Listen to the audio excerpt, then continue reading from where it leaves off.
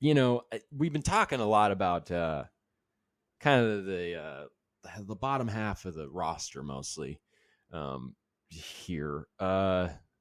We have, we were talking about Murray being the 4, but that's still up in the air, I guess. But there are 4 starters that we know. De'Aaron Fox at the 1, Kevin Huerter at the 2, Barnes at the 3, and Domas at the 5. That obviously looks good on paper, but seeing it over the last 2 preseason games has been really fun to watch, especially watching them. Like, I think Fox and Sabonis, the guys were missing shots in the first game. It was nice to see guys like hitting shots and things kind of working out.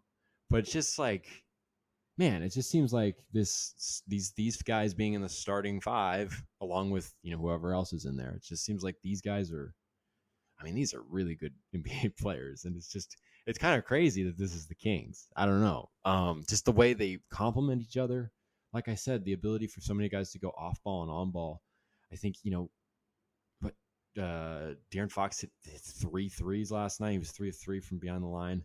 I think one of them was off of like a dribble handoff action where he just kind of did a pull-up 3 with Sabonis. I think another one was a catch and shoot. I can't remember what the third one was. He's showing that he can play on ball and off ball. That's a big emphasis for him and Sabonis. But when you say that him and Sabonis have to play off ball, I feel like it's far more important for De'Aaron Fox to be doing that. Because Sabonis, like we've said, is kind of air traffic control in the high and low post. So, it's more important to kind of have that movement with the other 4 guys. And so if he's hitting threes, that's a huge deal. And the ability to have him play off ball comes from, like I said, Kevin Huerter being able to play. You saw him handle the ball a good amount. You did see him do that a lot in Atlanta. I spent some time, more time watching some of his tape from Atlanta, and it's just like he did so many screen and roll actions with, whether it was John Collins, who could hit threes or drive to the rim, or Clint Capella, who he could set up for an alley-oop. He was great, coming around off ball, but obviously on ball, he's just great I know he used the twist screen action a lot. It'd be interesting to see if we'll see that with the Kings this year. I don't know. I'm sure, I don't know. I don't know if a player's preference is, I don't even know if that is a player's preference, but you see so many different things. I don't want to get bogged up here. You see so many different things, from the ability to play on ball and off ball, all orchestrated in the center by Sabonis. You got a guy like Barnes in there who can also set screens, roll off, kind of like a John Collins almost was doing in Atlanta with Huerter that I was talking about. There's just so many different actions, so many things for a defense to worry about. These 4 guys, presumably starting to think about the starting 5 with Murray, it's just like that substantiates it even more. This starting unit it's impressive, and seeing it is, like the progression, like I said, from preseason game 1 to preseason game 2. The execution was better, and they're going to just only get better. Not just Fox and Sabonis, but all these guys. And man, that starting lineup is impressive though.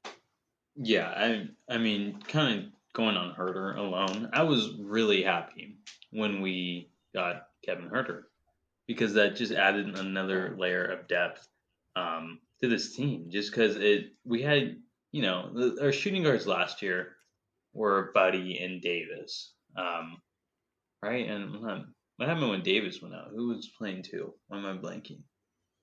Anyway, I know who was the starting 2 last year?